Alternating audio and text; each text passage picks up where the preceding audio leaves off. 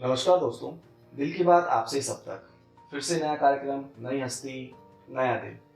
आज जिनसे मिलने जा रहे हैं वो आकाशवाणी, दूरदर्शन, एफएम में काम कर चुके हैं और कायस्थ चैरिटेबल ट्रस्ट के चेयरमैन हैं। और सबसे अच्छी बात यह है कि जयपुर राजस्थान से बिलोंग करते हैं, भले ही उनका वर्किंग पूरे भारतवर्ष में हो। और कायस्थ समाज को लेकर तो स्पेशली बहुत कुछ उन्होंने किया है। सबसे पहले मैं स्वागत करना चाहूँगा अमरीश सक्सेना जी का। सर, स्वागत है आपका हमारे शो में। और सर, वाकई में अच्छा लगता है कि जब हम किसी नई हस्ती से इंट्रोड्यूस होते हैं और आप जैसी महान हस्ती के विचार अगर हमारे व्यूअर्स तक जाते हैं तो मुझे लगता है कि बहुत कुछ अच्छा हो सकता है समाज के लिए भी।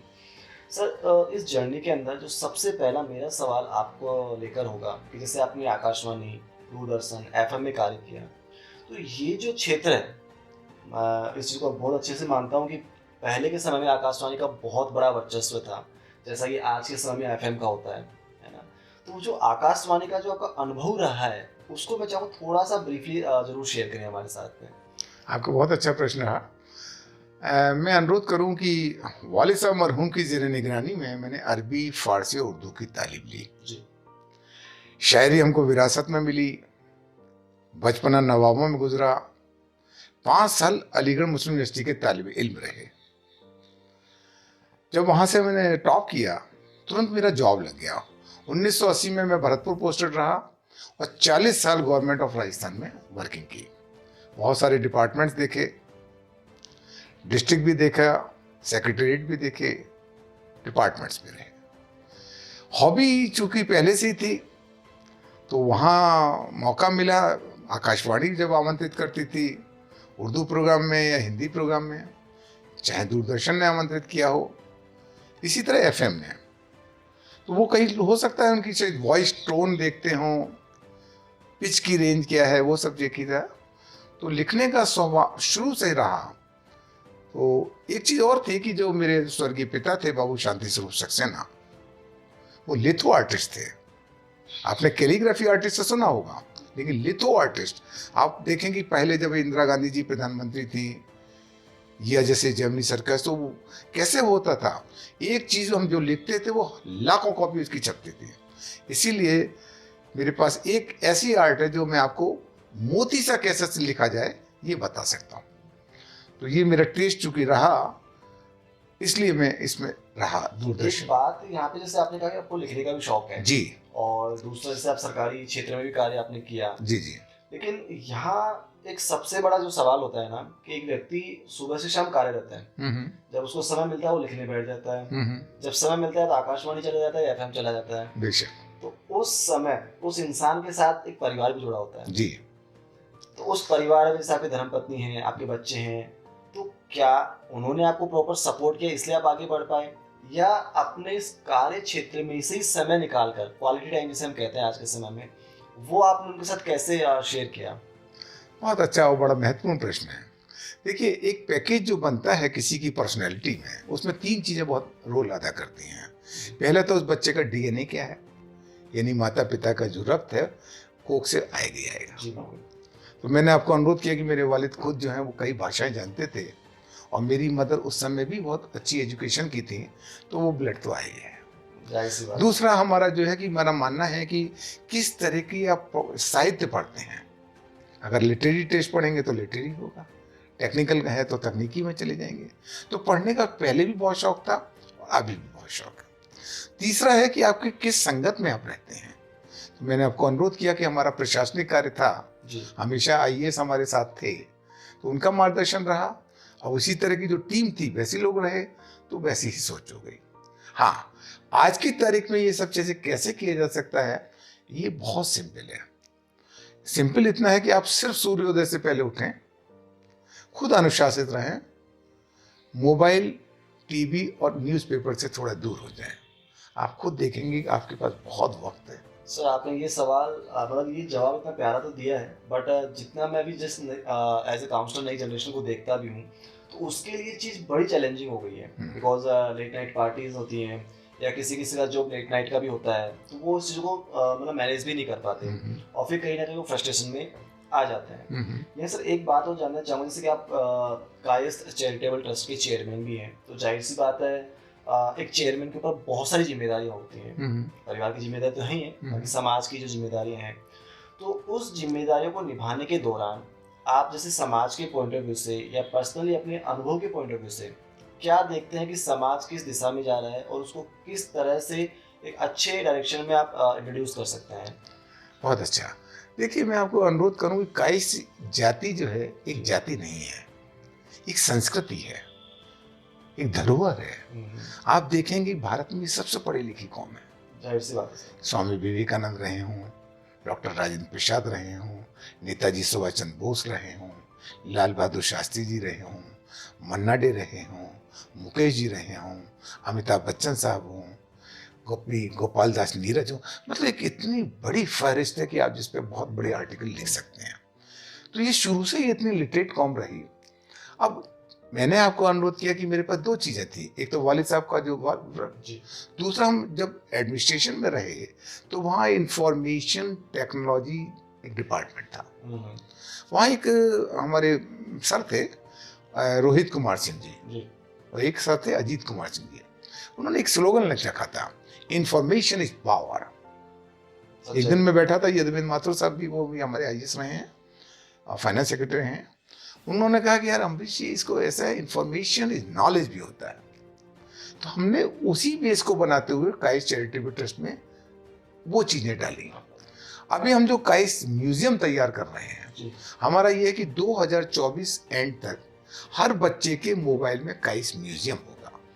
उसमें जैसे वेदों में काइस क्या है, भारतीय अभिलेखों में क्या है, पुरातत्व में क्या है, हाई कोर्ट के कौन कौन से डिसीजन से, हर चीज बच्चे को फ्री ऑफ कॉस्ट वेबसाइट के माध्यम से वो उनको मिल जाएगी। पहुंचाने की कोशिश भी कर रहे हैं आप, और कहीं ना कहीं बहुत अच्छी पहल भी है। बिकॉज अगर नई युवा पीढ़ी है, नई जनरेशन है, अगर उसको शुरू से ही पता चलता है समाज के बारे में, समाज के पुरोधाओं के बारे में, महापुरुषों के बारे में, तो मुझे लगता है सर पूरा समाज और परिवार ही नहीं, पूरा देश भी एक अच्छी दिशा में गति कर सकता है। और जो सबसे बड़ा सवाल आता है स्ट्रेस का या टेंशन्स का, तो वो काफ़ी हद तक सॉल्व हो जाता है। बिकॉज हमें पता चल जाता है कि हमारे महापुरुष जो पुराने व्यक्ति थे, उन्होंने किस तरह से उस अचीवमेंट को प्राप्त किया और महान बने कैसे वो बेसिकली। क्योंकि एक इंसान सर आसानी से महान नहीं बनता, उसके पीछे बहुत लंबी चौड़ी कहानी होती है। और सबसे बड़ी बात सर जो आज के समय में जो आप निकल के भी आती है कि stress mostly young generation introduce करती है कि मैं स्ट्रेस में हूँ या टेंशन में हूँ या डिप्रेशन बहुत ज़्यादा है या मुझे एंजाइटी हो गया है। तो बेसिकली पढ़ाई आपने भी की, पढ़ाई वो भी कर रहे हैं, जॉब आपने भी की, जॉब वो भी कर रहे हैं, परिवार आपने भी संभाला, परिवार वो भी संभाल रहे हैं। तो फिर ऐसा कौन सा गैप आ गया है बीच में जो ये सारी परेशानियां खड़ी कर रहा है? जी, ये बड़ा महत्वपूर्ण प्रश्न है। देखिए, बात क्या होता है, डिप्रेशन होता क्या है जी? किसी चीज की आपने अपेक्षा की, वो पूरी नहीं हुई, बच्चा डिप्रेशन में आ गया। तो इसमें आज की तारीख में बहुत बड़ा योगदान पेरेंट्स का है। आप सोचिए कि हमारी जो जनरेशन के लोग थे, उनके पास 45%, 55%, 65% पे वो मिठाइयाँ बंटने लगती थी आराम से। आज हम बच्चे से उम्मीद करते हैं कि तू 90% लाओ। ये कहाँ तक लाए, कैसे लाए? तो हम ही तो लोड डाल रहे हैं। देखिए, अगर आपका बच्चा स्वस्थ नहीं है, क्या करियर बनेगा आपका और क्या करियर बनेगा बच्चे का? तो एक तो मैं विनम्र का अनुरोध करूंगा पेरेंट्स को कि आप बच्चों पे लोड कृपया न डालें, एक स्ट्रेस न डालें। दूसरी चीज ये, घर का आप खुद अनुशासित होंगे तो बच्चों में वो बात आएगी। मैं एक ही लाइन कहना चाहूंगा इस बारे में कि बच्चों को कभी उपदेश ना दें, उदाहरण दें। हाँ, ये सबसे बड़ा कारण भी है कि हम जब उपदेश देने लग जाते हैं कि फलाने का बच्चा इतना टॉप ला गया, आप पीछे रह गए, उदाहरण जब आप स्वयं का देंगे। एक दूसरी चीज क्या होती है कि बच्चों से भी अनुरोध करूंगा कि बेटे आप एफर्ट डालो, आप अपने आप में इतना मत कर लो कि आप खुद परेशान हो, एफर्ट डालो। और ये बता रहा हूं मैं निश्चित रूप से कि जो लोग जितने ज्यादा असफल होते हैं वही उतने बुलंदियों पे जाते हैं। तो कभी ऐसी गलती ना करना कि कोई ऐसी बात हो जाए, माँ बाप के आंसू आए, बहन के आंसू आए, वो ना हो, है ना? तो आप डिप्रेशन में ना जाएं। एक दूसरा ये कि अगर आप कभी स्टाफ में पहुंचे हैं, जॉब कर रहे हैं, तो कोशिश करिए 140% दें। 10 बजे का ऑफिस है, मैनेज करिए 9:45 बजे ऑफिस पहुंच गए। 6 बजे छुट्टी हो रही है, आप कोशिश करिए 6:30 बजे तक बैठे हैं।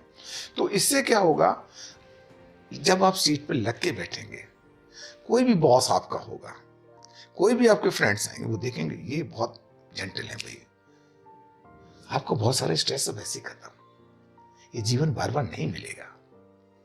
ये सच्चाई कि जीवन वाकई में बार बार नहीं मिलेगा। सर यहाँ एक जैसे जो अभी नई जनरेशन है जो प्रशासनिक क्षेत्र में जाने की तैयारी कर रही होती है, दिन रात कोचिंग सेंटर्स में जाती है, अपनी पढ़ाई करती है, मतलब 24 आवर्स ऑलमोस्ट डेडिकेटेड है, जब उनकी जॉब भी लग जाती है। तो आपका जो प्रशासनिक अनुभव रहा है, तो मैं बेसिकली ये सवाल उन युवाओं के लिए पूछ रहा हूँ जो प्रशासनिक क्षेत्र में जाना चाहते हैं। तो ऐसे कौन कौन से मतलब स्टेप्स होते हैं, या ऐसे कौन कौन से समय के दबाव होते हैं या अधिकारी के दबाव होते हैं, तो उसको कैसे मैनेज करें और कैसे एक अच्छे प्रशासनिक अधिकारी बने जनता की नज़र में? देखिए, मैंने आपको अनुरोध किया, अगर आप 140% दे रहे हैं, टाइम से पहले पहुंच रहे हैं, टाइम के थोड़ा बाद उठ रहे हैं, तो बहुत सारे तनाव तो आपके दूर हो गए। आपकी जब सोल प्योर रहेगी, तभी आप किसी से नजर मिला के बात कर पाएंगे। आपको ईश्वर ने बहुत तनख्वाह दी है और बहुत बड़ा कैरियर है, बहुत कुछ अर्न करेंगे, तो इसलिए कभी इधर ना ऐसा कोई काम करें कि किसी से नजर झुका के बात करी जाए। तो आप मान के चलिए कि आपके जो भी टारगेट हैं बहुत जल्दी पूरे हो जाएंगे, और जितने जानने होंगे आपके, जब लोग आपके अनुयायी बनेंगे, अच्छी दृष्टि से देखेंगे, तो अपने साथियों का और खासकर से जो आपके सबऑर्डिनेट हैं उनका जरूर ध्यान रखिएगा। वाकई में आई थिंक मुझे लगता है सर आपने इतना कुछ मतलब बहुत ही सॉफ्ट वॉइस में बहुत ही प्यार से इतना कुछ बताया है सर ने, तो मुझे लगता है आई थिंक आपके जीवन में इससे बहुत कुछ बदलाव भी आने की उम्मीद है, और मैं चाहूँगा बदलाव लेकर आएँ, अपने जीवन को सुख शांति से और प्यार से जो सफलता की सीढ़ी पर जरूर चलें। सर जाते जाते एक सवाल और मेरा आपसे रहेगा, उन कपल्स के लिए, उन पति पत्नियों के लिए जो मतलब उम्र के एक पड़ाव में भी हैं और नए एंटर भी हो रहे हैं, कि किस तरह से अपने रिश्तों को मैनेज करें और किस तरह से अपने पारिवारिक क्षेत्र कार्य को और अपने प्रोफेशनल कार्य को मैनेज करें, ताकि उनका रिश्ता हमेशा प्यार भरा बना रहे शुरू से लेके अंत तक। ये बड़ा मधुर और बड़ा अच्छा और सटीक प्रश्न है आज की तारीख में। देखिए, इसमें सबसे पहली चीज है कि आप अपने आप में स्वयं में पवित्र बने। एक, अपनी पत्नी या पति की रेस्पेक्ट करें। दुनिया में रेस्पेक्ट मिल सकती है, लेकिन अगर आप अपने पत्नी की रेस्पेक्ट करिए तो वो आपको सर पे ताज पहना देंगी। अगर आपने उनको कटु शब्द बोले तो आपको धूल में मिला सकती है। तो नारी तो दुर्गा का रूप होती है, नारी का तो सम्मान कीजिए। एक, दूसरा, आप चैरिटी की भाव करिए। जितना आप दान करेंगे, दान आप विद्या का कर सकते हैं, किसी टाइम का कर सकते हैं, किसी के लिए पैसों से कर सकते हैं, अपने अनुभव से कर सकते हैं, किसी भी तरह का, लेकिन दान करिए। और दान करते समय एक बात का विशेष ध्यान रखिए, दान सुपात्र को हो और ऐसे आदमी को हो जिससे आपको दूर दूर तक लाभ ना पहुंचे, वो दुआ आपको लगेगी। पति पत्नी के बड़े मधुर संबंध होते हैं, आप रेस्पेक्ट करिए।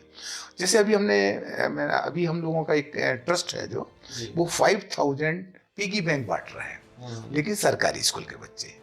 उससे दो फायदे हुए, एक तो सरकारी बच्चे को गुल्लक मिली, उनको हम चैरिटी दूसरी तरह से भी करते हैं, प्लस उनको बताते हैं कैसे सेविंग करोगे और कैसे अपने बच्चे के साथ जो आपके मित्र हैं उनको चैरिटी करोगे। तो एक प्रोग्राम ऐसा बन सकता है, आपके पास में कोई पार्क हो सकता है, आपके पास कोई सड़क हो सकती है, कहीं भी आप 15 मिनट भी टाइम निकालेंगे उनके लिए, तो आपका घर, आपकी कॉलोनी हर तरह खुशगवार मौसम होगा। आपकी सुबह भी बहुत अच्छी होगी और शाम भी बहुत अच्छी होगी। डेफिनेटली आपकी सुबह भी अच्छी होनी चाहिए और शाम तो बहुत अच्छी ही होनी चाहिए, बिकॉज परिवार सब साथ में बैठता है शाम को, एक साथ हम खाना खाते हैं, जो कि हमारा पुराना रीति रिवाज भी रहा है, पुराने वेद शास्त्र में भी कहा गया है कि जब परिवार साथ रहता है तो बहुत कुछ अच्छा ही होता है। तो कोशिश करें आप हमेशा हंसते रहें, खेलते रहे और आगे बढ़ते रहे। सर आपने इतनी अच्छी अच्छी बातें हमारे व्यूअर्स को बताई, इतना समय हमें दिया, उसके लिए बहुत बहुत धन्यवाद। आप इस शो में आए, फिर मिलेंगे नए एपिसोड में, नई कहानी के साथ, नई हस्ती के साथ। दिल की बात आपसे सब तक।